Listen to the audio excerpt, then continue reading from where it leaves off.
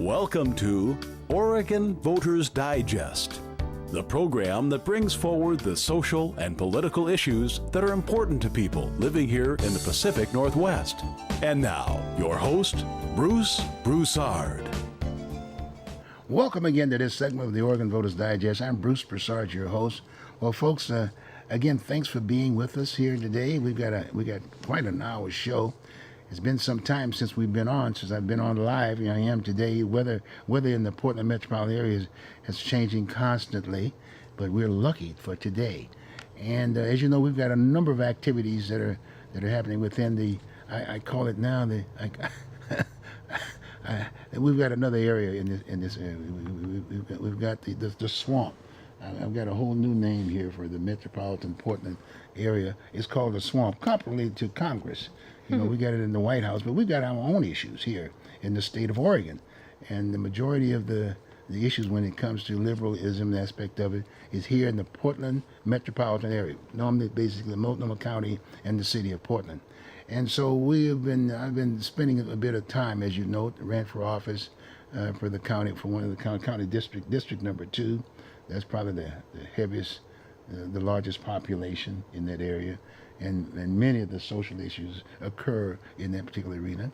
And as part of that, my guest today is Maria Garcia. She also ran in that particular race with us. And we had another person by the name of Sharon. And she ran with us too. In fact, it's really sad nowadays, you know, you run for office and you forget the last name. But anyway, Sharon Maxwell. Yeah, Sharon Maxwell. Anyway, but we had her. She was running with us, and then we had Shashila DePaul, which was DePaul. I can't. I'm having some trouble trying to figure out who she is still yet. In fact, people are constantly approaching me and saying, "Bruce, well, who is she?" Well, I said, "Did you vote?" Well, yeah, but you know, I said, where'd you live? He said, well, I live in Southeast Portland. Well, you couldn't vote for her, so consequently you probably didn't spend enough time for her. But she's sitting in the seat, and that was, again, the Loretta seat aspect of it. And naturally the questions keeps coming up to me about the fact that she doesn't have the background and she doesn't reach out and whatever. And I guess they had the Martin Luther King Day, and I guess they had the Martin Luther King Day and the Black History Month at this point in time. And she had some performers. I think Renee Mitchell did a singing kind of a thing down there. You know, it is the so-called the Me Too piece in the county, and just the women's situation up there. And I respect that, but you know, there's a heck of a population in the We Too arena. I haven't even introduced my guest yet, but she's smiling here because she's right in the middle of this anyway. But it's sort of a long introduction because we haven't been here. I haven't been here for the last 3 weeks or so, and so I'm just kind of catching up routine. But I better get right into this interview because she's got a lot of things on her mind, and the reason why I'm doing this is that you know, I'm very active too. She is very active also too. But she's a businesswoman. She's very interested in a culture, immigrant like I am, and whatever. But the fact of the matter is, there are a lot of things out there on the table, and that we need to basically discuss. Normally, there's a vehicle in the front of both of these entities, i.e., in the swamp here, Multnomah County, and the city of Portland. And that's basically where you're supposed to share your what's on your mind if you're not running for office in a 3-minute segment. And there's no way in the world you can do a 3-minute segment. And you know, I've been doing this stuff for years. I need an hour. And, you know, and so you just gets all mixed up because you got all this stuff together. You got to gather and lay out. And the only people that has control are the people we hired. We hired to represent us, because we are the people. We are the employers of these folks that are elected to office. But for some strange reason, they don't get it. They just think they are the God, and that is not the case. So anyway, the bottom line is I'm here today, and we got Maria here that's with us today, and you've seen her on the show before, and hopefully she's going to go down and sit in my seat one of these days, and very early, because she's still involved. I mean, and trust me, I've been in business. I've done this before. And been in politics along that particular line, running for office and whatever. I tell you, it is a tough situation to be in because you're trying to make a living and at the same time trying to represent the people that are out there about the issues that are around them and have their concern. Because in most cases, the majority of our voters don't really have access to the issues.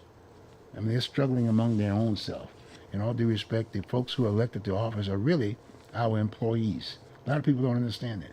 They're employees of the public, the taxpayer. But they don't get that opportunity, if you will. The other person that pretty well controls that piece are the lobbyists, if you will.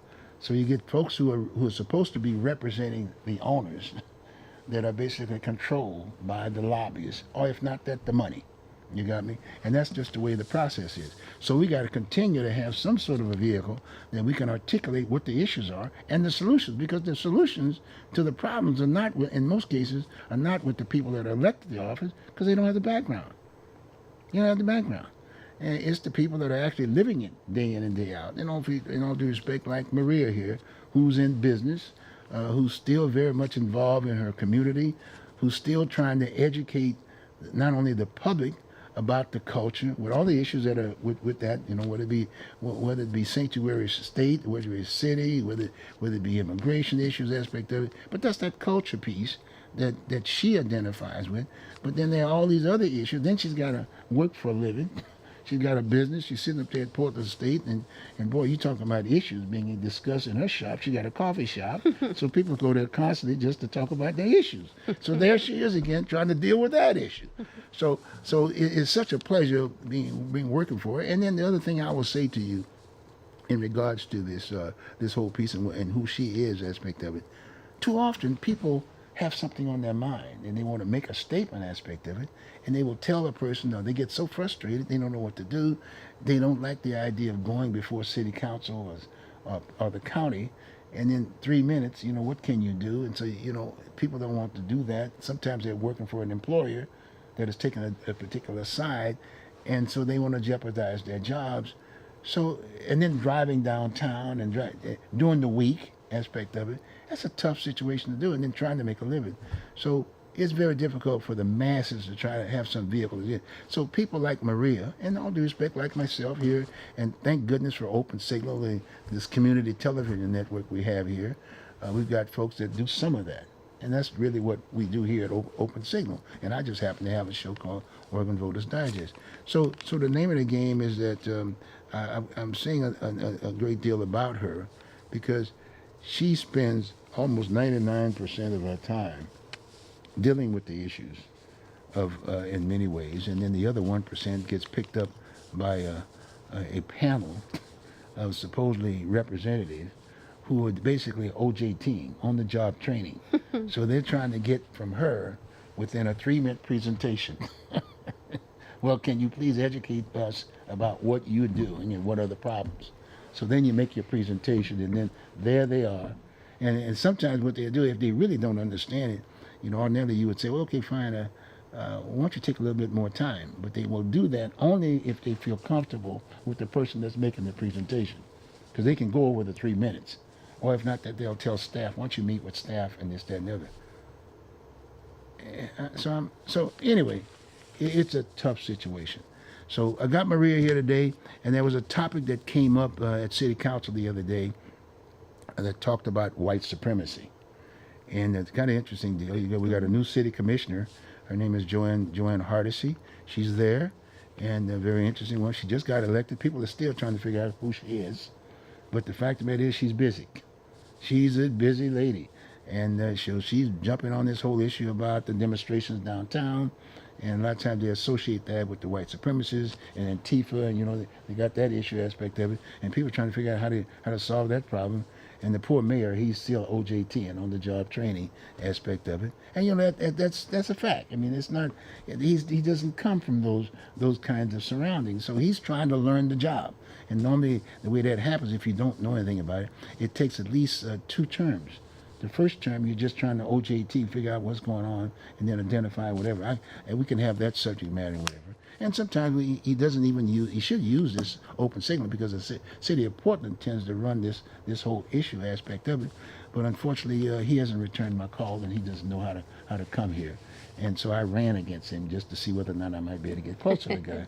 But unfortunately, he still didn't respond to that. The first thing I would have done, had I been him, with the kind of situation, I would have called my opposition. In fact, the biggest mistake that he made was that when he basically won it in there was no. He didn't. He won it in the primary. There was no runoff. There was about 14 to 15 people that ran. He should have allowed himself to go on and run i.e. in a runoff. They would have given him more. In fact, he should have said, well, look, I just want to have all these 14 people to come back to the table and educate me. But that didn't happen. So, I've said a lot. Yes. I've said a lot. Now it's time for you to speak. So you wanted to talk about white supremacy resolution, right? See, and she's I'm getting just good. listening. She's getting good before, because see, she's got to be sitting in this seat. She's got to be sitting in this seat. So look here. Let's talk a little bit. Did you want to talk about you want to do an update on anything else, or you just want to just jump right into the? Well, you tell me. Okay. Well, why don't we do a little update on the activities that you've done since the last time you were here? I mean, what are some of the things that you've been doing lately? Well, Maria Garcia, by the way. Yes, Okay, Maria Garcia, local business owner, and busy with my own business, right? Yeah. Small projects, and they're all specific, culturally specific activities. Yes. And I like to promote the Mexican culture in different forms. So I have my own projects. Last year I organized the Day of Death celebration at the Portland Art Museum, and it was a huge success. We got more than 2,500 Wow. supporters. Yeah, it was beautiful. So this year I want to do probably a 3-4 weeks celebration. Oh, really? Cool. Culminating with the big day at Portland Art Museum. So what I'm planning is different activities and different artists and workshops and all in relationship with Day of Death, celebration. So it's a really big project. So that's why I'm pretty much focusing my energy into that and putting everything together. So once by July, I think we will have everything ready, and I will announce the details and all that. So that's what is taking my time.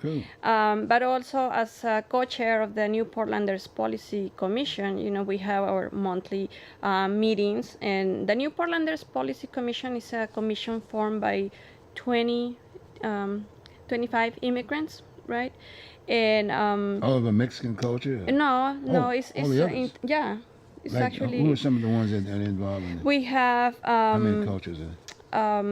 brothers from Egypt, from Yemen, from the Pacific Islanders. Okay. We have we are 2 Mexicans. We have Muslim brothers also, and from the Asian community, we have representatives. So it's a very diverse.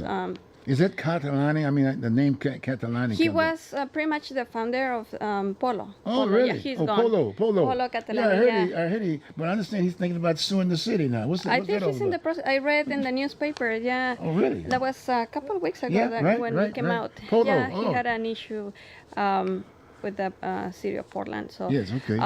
But yeah, he's no longer in that. He's no longer. He's So no longer in charge. who's leading that charge now? Right now is Linda Castillo. From the mayor's office.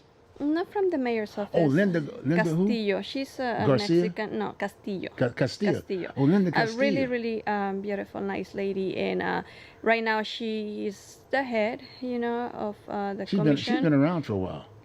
Isn't she? She's an older. She's an older woman. No, Linda not Castillo? at all. Is that right?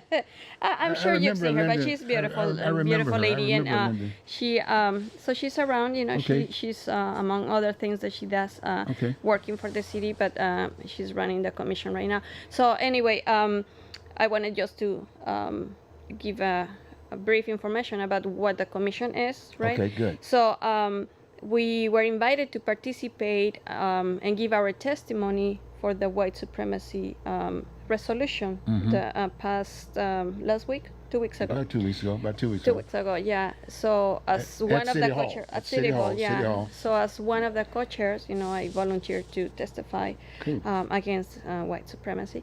So and it was very interesting because we were different community members, leaders from different organizations testifying, right, against white supremacy, because we all have seen the effects of white supremacy.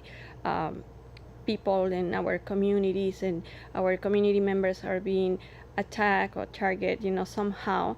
Now, we have read in the newspapers about many activists, right, having fights with, white supremacy groups. And actually, a few of those guys were present and they were giving testimony. What's his name? Gibson? Joy Gibson. We had him on the show once.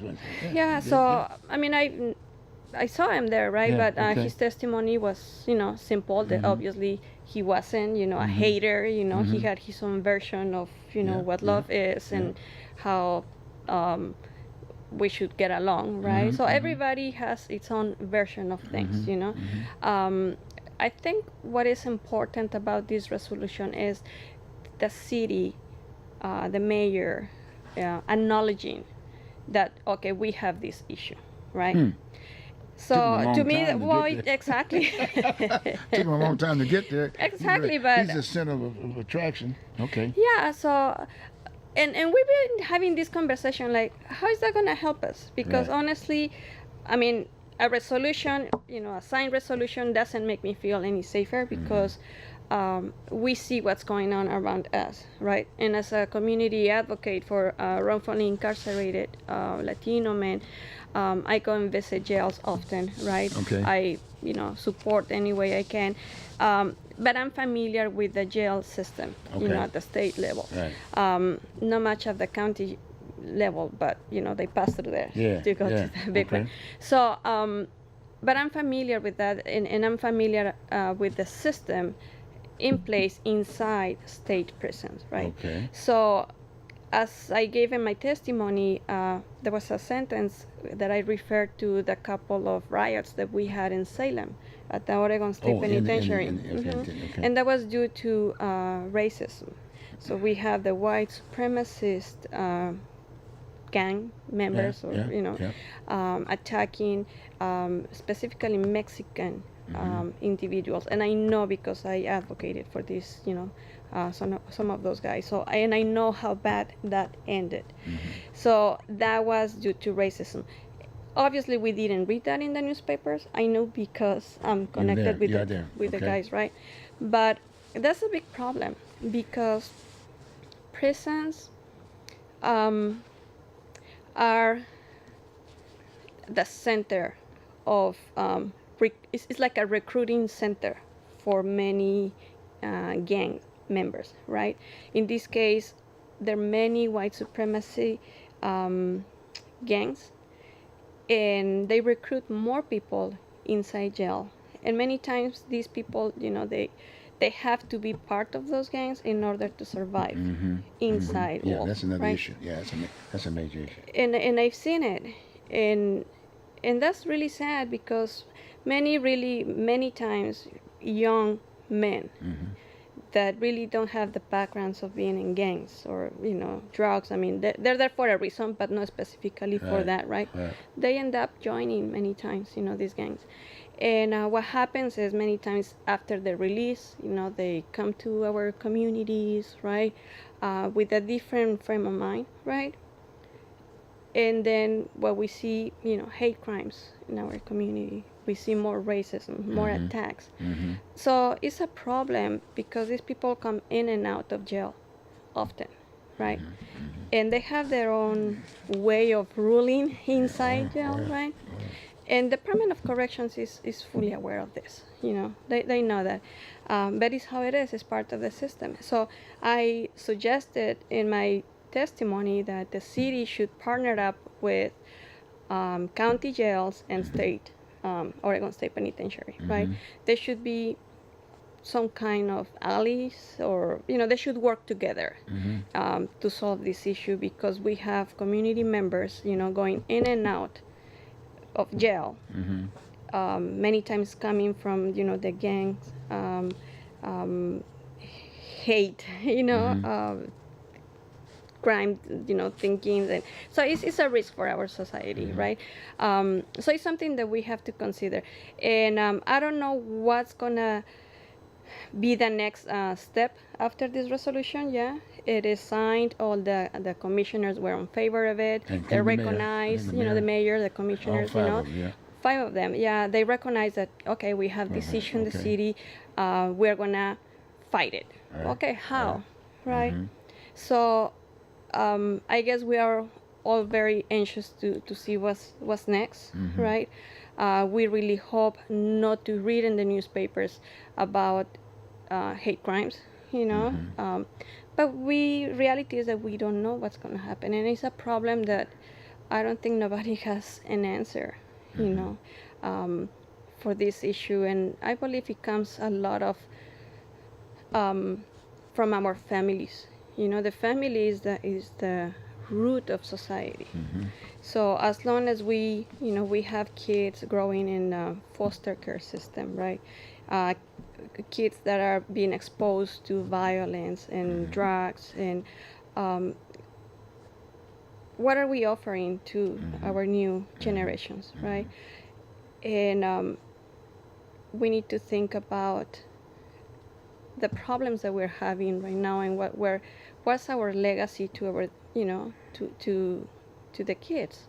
A kid that is always living around violence and drugs, you know, and comes from really, really hard, you know, life.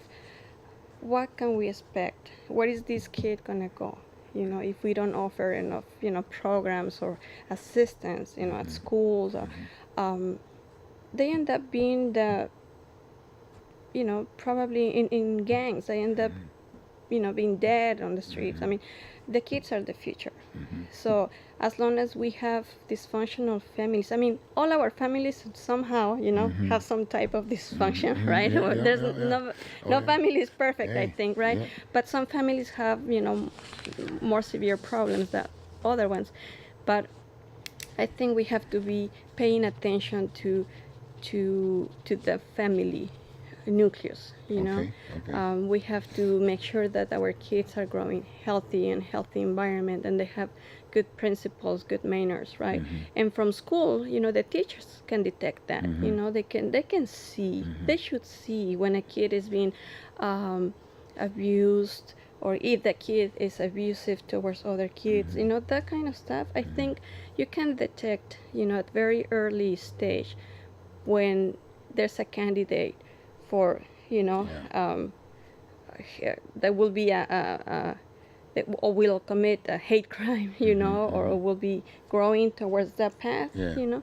So, and I think that's one way we can probably start fighting, you know, against this hate in our society. We gotta do a better job with our kids, right? Because these people, you know, these men, women who are very racist, you know, they were kids, you know, they have some experiences. So we gotta think about where they come from, why they're thinking that way, why do they hate somebody that doesn't look like them, you know. I think those are very deep traumas, right? Very, very deep traumas. But I bet you that, you know, these traumas come from their childhood probably, you know. So it is important to pay attention to our kids, so we don't have more haters tomorrow. Okay, let me ask you a couple questions. One, what about you got the foster care system? Okay, got me. And when you start thinking about the foster care, it is diverse, very diverse. Do they look at culture when they place these kids? Let's, for instance, as far as are there? I'm sure that there are Mexican kids, right, from the culture, Mexican American, or Latinos, or whatever. One, do they put Latinos and basically put all of the representative in the Latina community as far as Spanish-speaking type folks?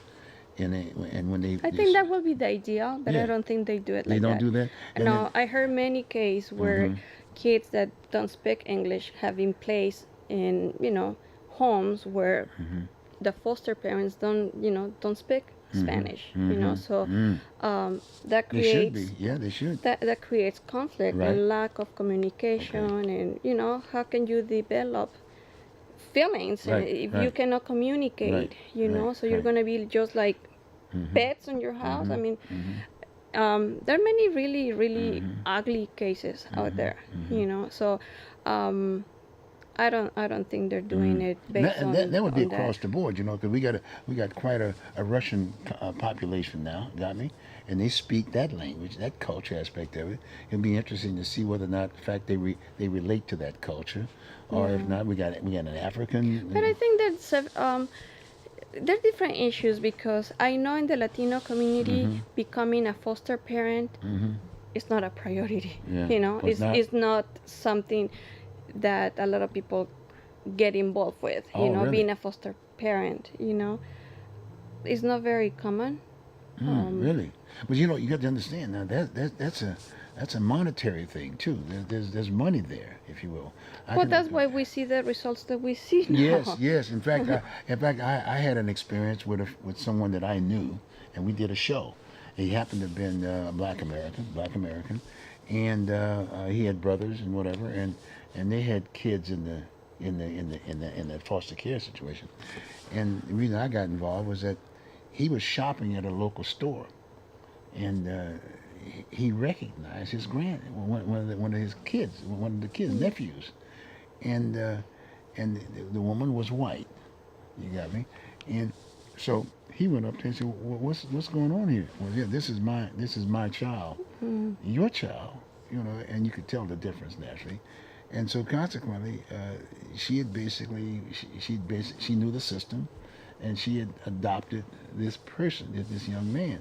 And so he went through the process, and he was able to change it, so to speak. And basically, all of a sudden, he got into the situation where he tried to adopt the child himself, put sort of in a family there. And I thought that was very interesting. And then I learned a little bit more about the system. The foster child that gets the most money Oh, it's a horrible is that system.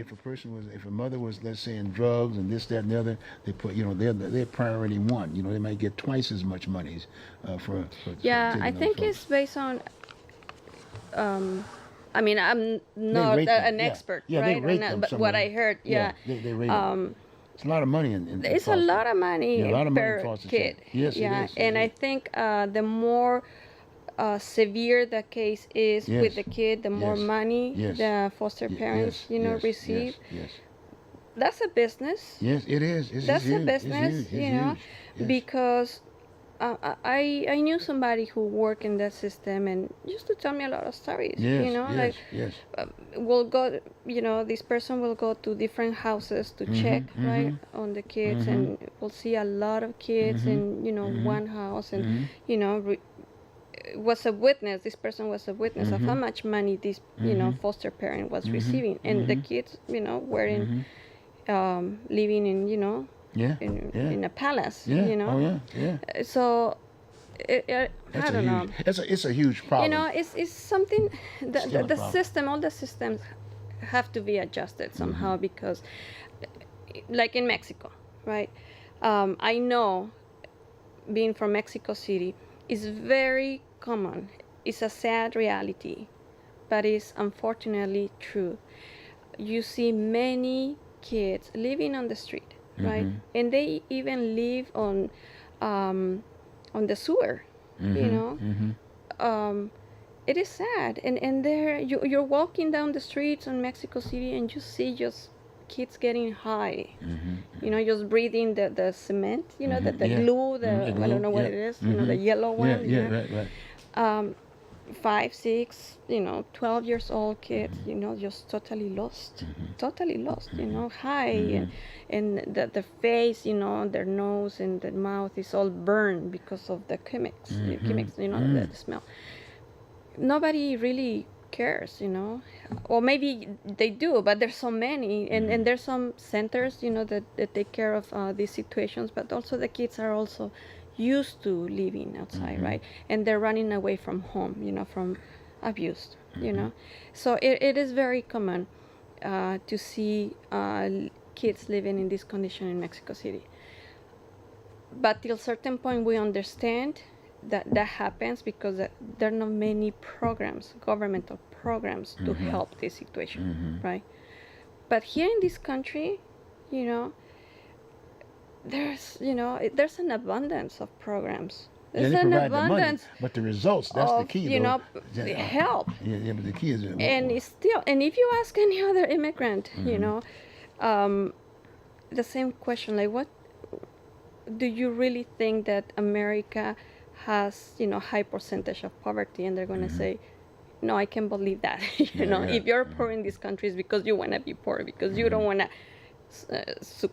succeed in life, because there's an abundance of help that maybe in our countries we don't see that, Right. And I seen people taking advantage of those programs. Now, it's how the system is has been created, because it generates money. We live in a very capitalist country, right? So it's all about money. And in this particular case, when we're talking about the business of foster care system, right? Because it's a business. Yeah, it's a business. I give you a kid. It's a business, yeah. I give you what, $1,000, $2,000. Yeah. I don't know how much money they get a month. Yep. But you have to make sure that you feed the kid. You are not working because you're giving your attention to this kid. I'm sure there's a criteria to follow, right? But a lot of it's not working. Exactly, It's not because working. we've It's not been working. reading pretty much every week on the newspapers. Yeah. Well, Willamette Week has done a decent job in terms of opening It's up a lot of those. disgusting what is happening there. Very much so in terms of the violators. People were making all kinds of monies and all kinds of weird things. And Exactly. I mean, sexually abusing yes, the kid. yes, Like, yes. What's going on Right, there? right, you know, right. if people mentally ill, Right. they're allowed to take care of a kid. Right. You know, how? I mean, I don't know. I cannot describe that. I don't understand that. So why people are taking advantage of the system? Because, thinking from the sake of the child, okay, is good. That is in a safe place, and somebody's dedicating his or her time to take care of this kid. That will be the ideal. Yeah. Right. Right. Okay. It sounds good, but the results that we're seeing is telling us that this is not working. So some type of adjustment has to be done, because. Right. Well, look, I tell you what. If you notice, there's nowhere in the world they gave you enough time to do what you just did. You couldn't do that in 3 minutes. Oh yeah. And then you had this on your mind, but what you did, you talked to something that you were addressing the issue, and you went to the institution. Then the idea you got involved. Maybe again, we talk about some of these same folks, i.e., the white supremacists, people that are angry. A lot of times, the folks who are caught up in this whole situation are folks who are from the institution. Got me? And they're on the street aspect of it. No jobs, nowhere to go aspect of it, and they've just left their environment, right? And they're on the street, and so you brought that out. That's a very interesting piece, because we went from the white supremacists, and you've defined what your definition of white supremacy was. You get me? But you couldn't do it in no 3 minutes. No. You understand what I'm saying? You got me? So that's interesting. Now, another point I would make is that, and I'm going to ask you, is that now who contacted you to be did anyone contact you to be at that, to make you aware of the fact that there was going to be this presentation?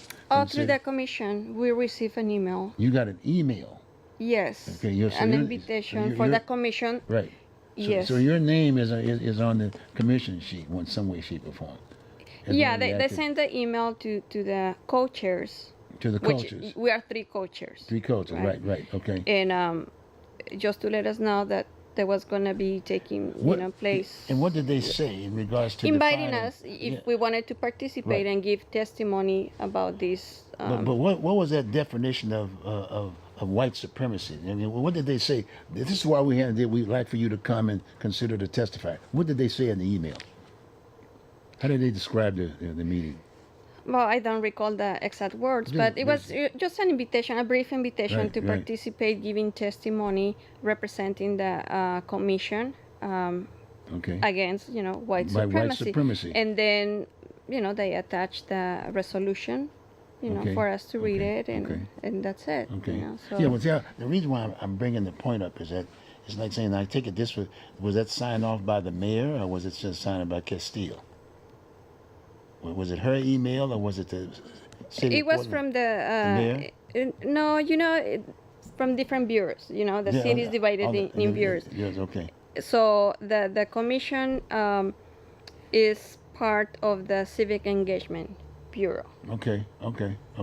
Because when I think about it, I say that I've been following Joanne since she's gotten on the city commissioners meeting, city committee, and I remember when she first talked about the white males. Remember there were white males that were coming in the front of the city council. And that bothered her Taking because too a lot much of time. folks they were taking so much time, and then all of a sudden, but see that to me, and so it's kind of like saying.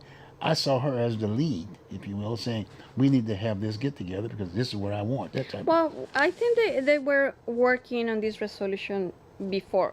It's been a few months, I believe, that people from the mayor's office, have been working Yeah, but so on this. I'm still confused about what is this resolution. That's why I'm trying to. That's why we're interviewing right now. So, Okay. So you're saying you had something specifically you wanted to talk to and address, and you did. You addressed it. You say, look, in the institution, you know what I mean. There's there's racism and all. You know what I mean. There are issues back and forth routine and blah blah blah. Whites against Mexican, all that. Different groups and whatever. You had a point. Got my point? And the idea, how do you address that point? But in turn, the origin of what they were trying to do, what I saw was Joanne made the statement. Got my point? She made a statement, and the next thing you know, we had this gathering, if you will. Yeah, The but Joe but the Walsh and- she made this. I know what you're saying. Yeah. She made the statement. Yeah. Because she's been and they vocal pulled, and they about pulled, it. and they pulled Yeah. this resolution thing out, right? But to put a resolution together, they don't do it overnight. It takes some time. So Right, there was right. a team Okay. that worked from the mayor's office The and mayor's all the office. commissioners, Okay. assistants, or Okay. Okay. supporters, employees. I'm sorry. They were working on putting, I guess, the Right, language, right, and the body, together. Right.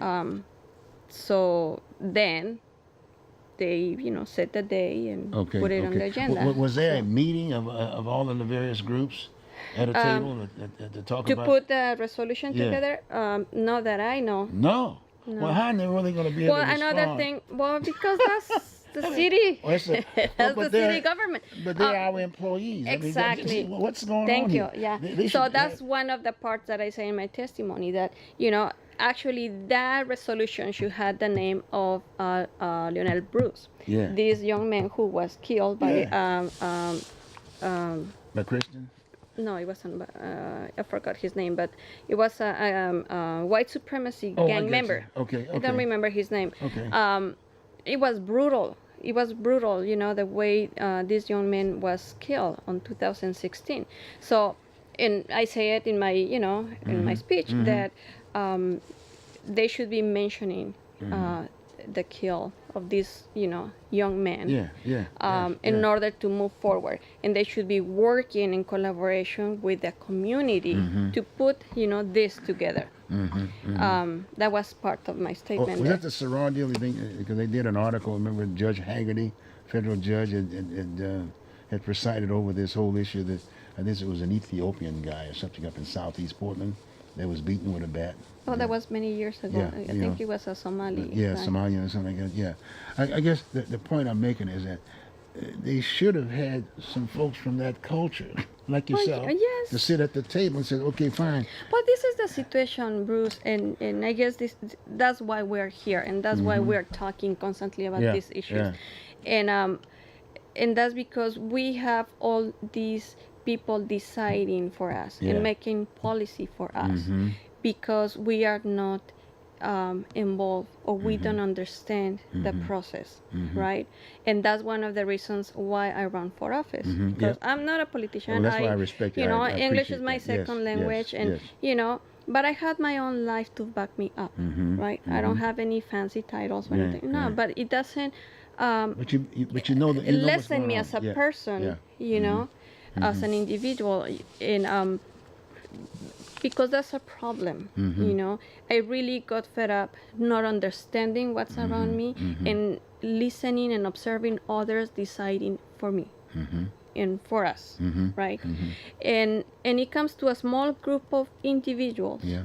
that is their job, they get a salary to do certain things, to run the city, to run the bureaus, right? And I'm totally against giving prizes and recognition to the mayor or whoever, for doing their job.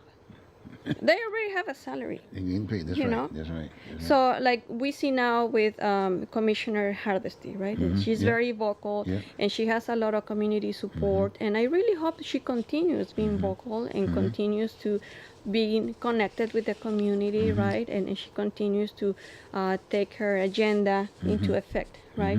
That's the ideal, right? And I really hope she continues doing that, right? But we need more people doing that, and we need to be backing up, people that are already there, right, and are courageous, and they're realizing that things can be changed, right? You cannot jump into the same environment we cannot continue perpetuating that anymore. And we've seen it at a national level, with so many women from different backgrounds running for office, because we are fed up. Because we have this saying in Mexico that goes like, if you're not going to help me, don't put your foot on my neck, right? So maybe it doesn't make sense in English, No, but it makes- it but makes it no does. sense. If you're not gonna help me, don't be on my way. Don't suffocate me. yeah, Don't try to kill me. That's the best help you can give me. Be out of my way, right? So right now, I think all over Mexico and even this country, even we've seen it here locally, we are tired.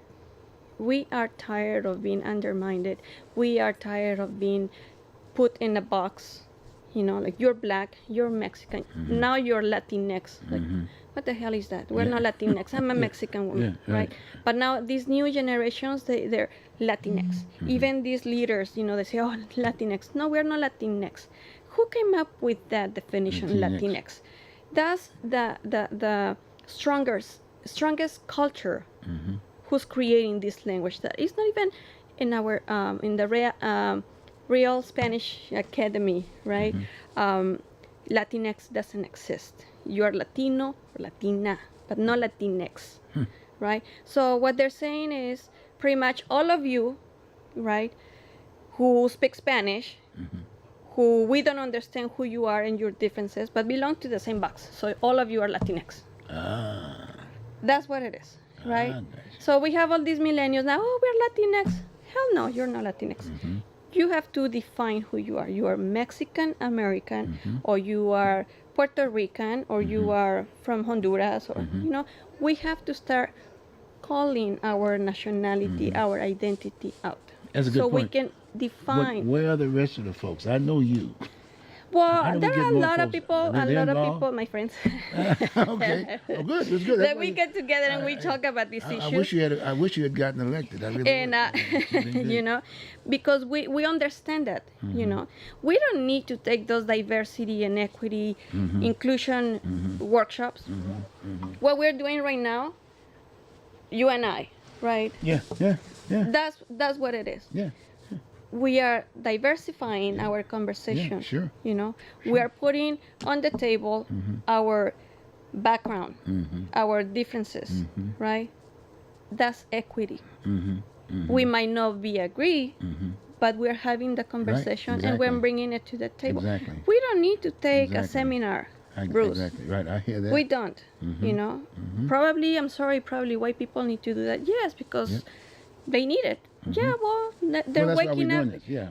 to It's that an reality. education, Just like we have to adjust to the thinking, we have to adjust to how the new country runs and the mentality, and we have to immerse ourselves into a new culture. Well, tell me this. On that point, I don't want to forget this piece. Now, you mentioned that Latinx aspect of it, this foreign piece. Now, I'm thinking about the county. And the county, i.e., and Deborah Kafori, who is the chair, always makes the point about we are a very diverse minority they're not. community, and the Latinx That's is ignorance. Peterson. Oh, Understand? please give me a Remember break. that? Now she's supposed to be. Well, is she Latino? Is she Mexican American? What is Peterson? She's an American woman She- with a Latino last name. She doesn't speak Spanish, right? She might be familiar with the Mexican culture, but she has a Latino last name. But Oh, she's not Mexican. No, she's not Mexican. But she- maybe from a Mexican background, mom, dad. Or maybe but she married. Maybe she married a. Well, no, Peterson is different. Isn't it? No, but I think she has a Mexican background, but she's not Mexican. She's not Mexican. I am a Mexican woman. Okay. She's not a But Mexican woman. did you see that article in the Willamette Week not too long ago? Remember that one where they had supposedly the Mexican Americans that were elected. There were two guys. That was a joke. Two guys. See what I'm saying? And you see, but my point is that Deborah felt very comfortable telling the public Because that that's what they we're know. well represented. But the idea is that let people know if you're going to play that role, then maybe you better call up Maria. See, but my point is that that's why it's so important. People keep talking about we should all be represented, right? But make sure that they vet those folks. Well, reality is that not all of us are represented, right? And that's never going to happen. That's never going to happen. Our values, our ideals might be represented because that's what we might have in common. But identities and backgrounds, no, those cannot be represented. You represent your own background. You represent your own identity. And you got to educate the rest of the entities, right? Well, that's what you're doing. You do that. It's not like I woke up doing it, but we have to just speak our truth. Yeah. And sometimes I'm invited to go to different universities and talk to the Latino groups, mainly women, young student Latino women, and because I want to talk about identity, like yes, call your identity out. You're Mexican, right? Yeah. You might be a Mexican who Mexican origin or Mexican descendant, right?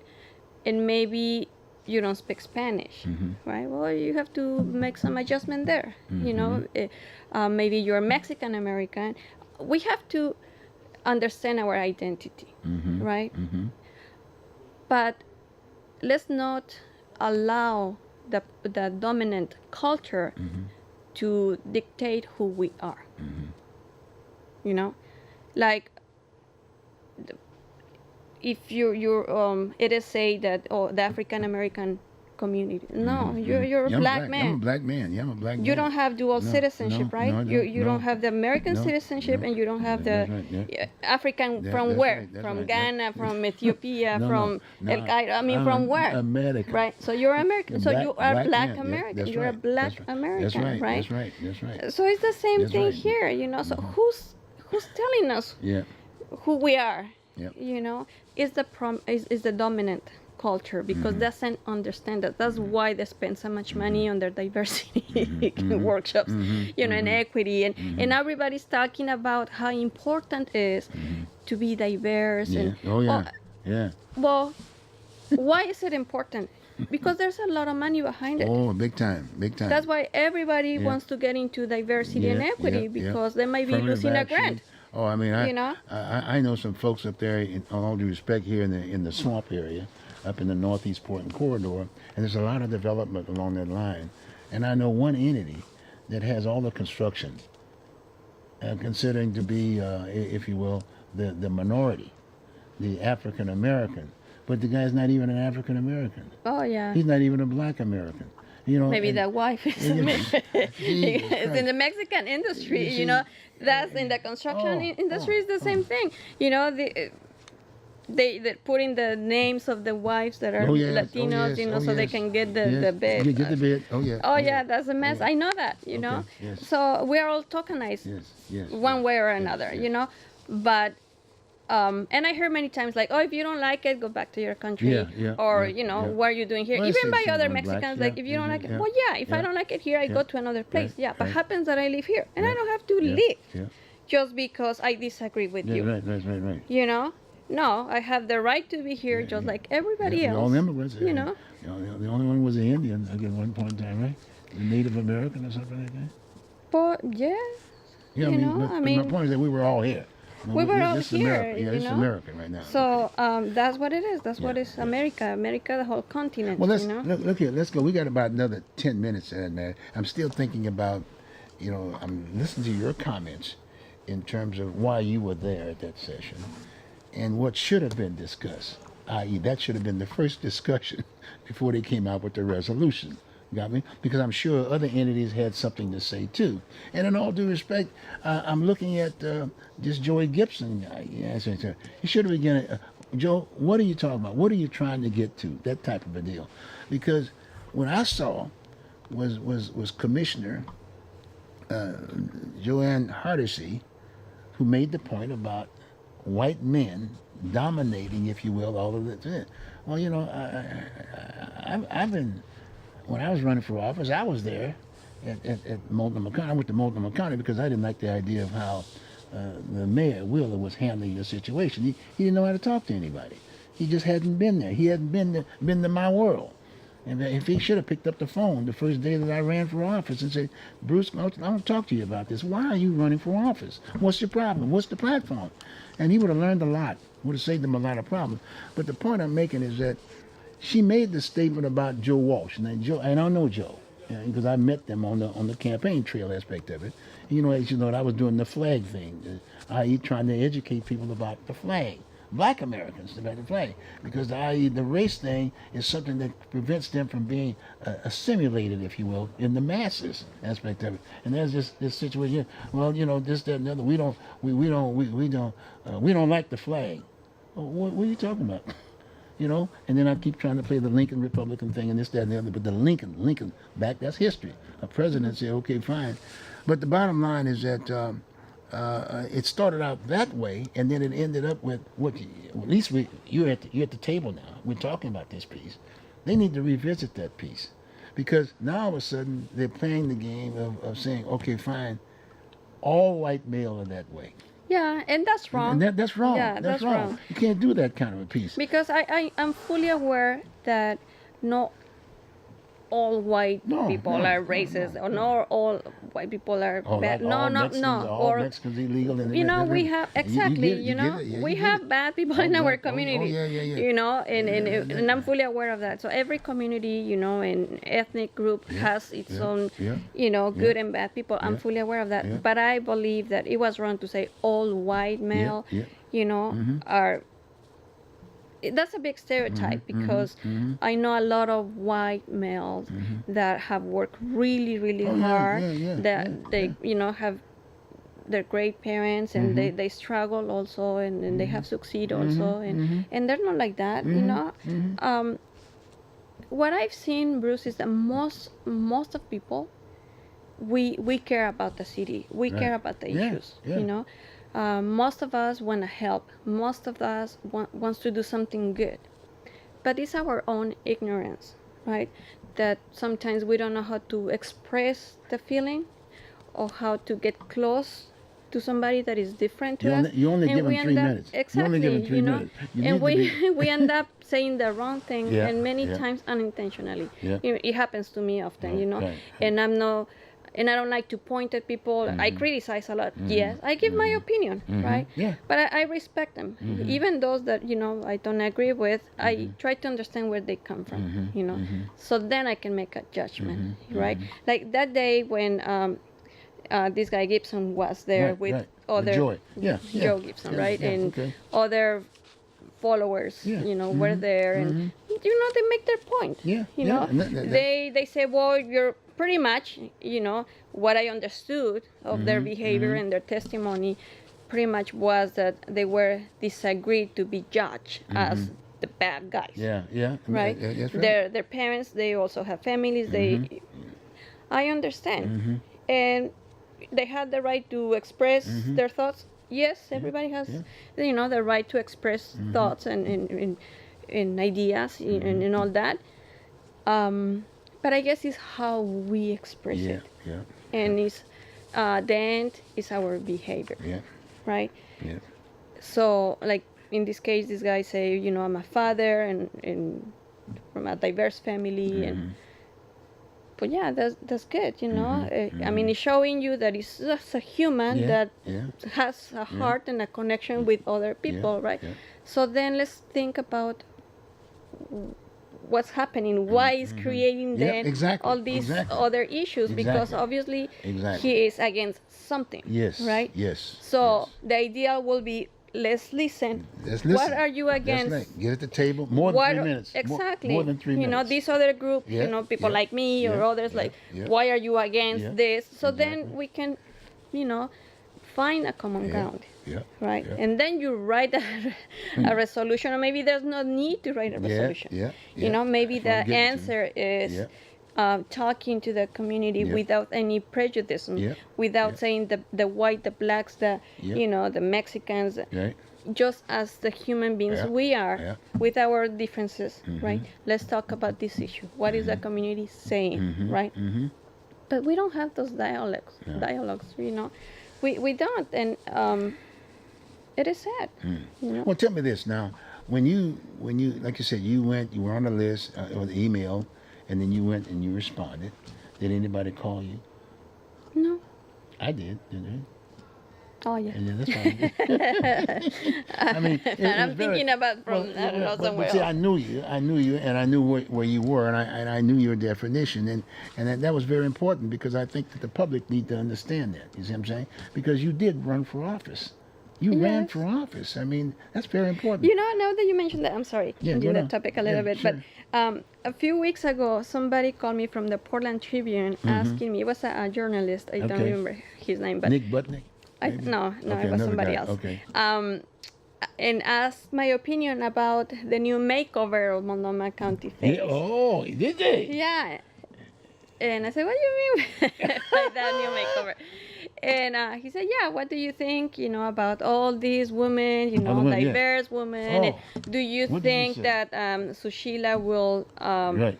go against the Warakafori's Uh-huh. word? And I say, no.